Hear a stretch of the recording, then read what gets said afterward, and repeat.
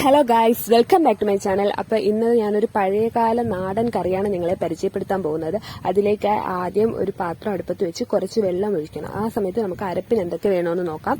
കുറച്ച് മല്ലിപ്പൊടി, മഞ്ഞൾപ്പൊടി, മുളക് പൊടി, പുളി, എന്നിട്ട് പുളിയുടെ ആ വെള്ളവും കൂടെ ഒഴിച്ചിട്ട് നമ്മളിത് നന്നായിട്ട് ഒരു പേസ്റ്റ് രൂപത്തിൽ അരച്ചെടുക്കണം. അപ്പോൾ നമ്മുടെ വെള്ളം ഇവിടെ തിളച്ച് വന്നിട്ടുണ്ട്. അപ്പോൾ നമ്മുടെ മെയിൻ സാധനം ചേമ്പിന്റെ തണ്ട് അഥവാ താള് എന്ന് പറയും. അത് തൊലിയൊക്കെ കളഞ്ഞ് നന്നായിട്ട് ചെറിയ കഷ്ണങ്ങളാക്കി അരിഞ്ഞെടുത്ത് അത് ഇവിടെ തിളച്ച് ആ വെള്ളം ഊറ്റി കളഞ്ഞ് വെച്ചിട്ടുണ്ട്.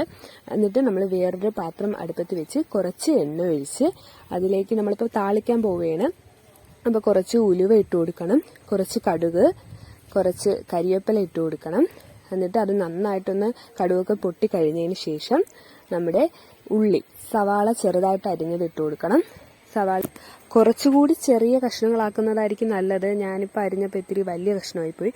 അത് കഴിഞ്ഞിട്ട് 2 മുളക് നടുവേ കീറി ഇട്ടിട്ടുണ്ട്. പിന്നെ 2 തക്കാളിയാണ്, അതും ഇങ്ങനെ ചെറിയ കഷ്ണങ്ങളാക്കി മുറിച്ചിട്ടു. പിന്നെ കുറച്ച് ഉപ്പ് ഇട്ട് കൊടുത്തിട്ടുണ്ട്. അത് കഴിഞ്ഞിട്ട് വെളുത്തുള്ളി ഇട്ട് കൊടുക്കണം. വെളുത്തുള്ളി ഞാൻ അറിയാതെ അരപ്പിൽ ഇട്ടുപോയി. അപ്പോഴാ പറഞ്ഞത് അല്ലാതെയാണ് ഇടാനുള്ളതെന്ന്. അങ്ങനെ പിന്നെ അതിൽ നിന്ന് എടുത്തതാണ്. അപ്പോൾ അതും ഇട്ടിട്ട് വെളുത്തുള്ളി ഇട്ടിട്ട് നന്നായിട്ടൊന്ന് മിക്സ് ചെയ്ത് കൊടുക്കണം. ഈ അരപ്പൊക്കെ നന്നായിട്ട് ഈ ഇതിൽ പിടിക്കുന്നവണക്ക് ഇട്ട് കൊടുക്കണം. പിന്നെ കുറച്ച് തേങ്ങ, അധികമൊന്നും വേണ്ട, ഒരു 1/4 കപ്പ് തേങ്ങ ഇട്ട് കൊടുത്ത് വീണ്ടും നന്നായിട്ട് ഇളക്കിയതിന് ശേഷം നമ്മുടെ നേരത്തെ തയ്യാറാക്കി വെച്ചിരിക്കുന്ന അരപ്പ്, അതായത് പേസ്റ്റ് രൂപത്തിൽ തയ്യാറാക്കി വെച്ചിരിക്കുന്ന ആ മസാലയുടെ എല്ലാം അരപ്പ് ഇതിലേക്ക് ഒഴിച്ചു കൊടുക്കണം.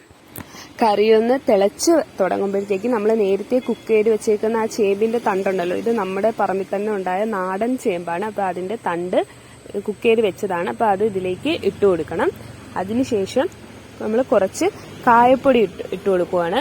കായപ്പൊടി കഴിഞ്ഞതിന് ശേഷം നമ്മൾ ഉലുവ ആദ്യമേ കറി ഉണ്ടാക്കുന്നതിന് കടു വറുക്കുന്നതിന്റെ കൂട്ടത്തിൽ ഇട്ടിട്ടുണ്ട്. ഇപ്പോഴും കുറച്ച് ഉലുവാപ്പൊടിയും കൂടി ഇട്ടിട്ടുണ്ട്. അപ്പോൾ നമ്മുടെ കറി ഇവിടെ റെഡി ആയിട്ടുണ്ട്.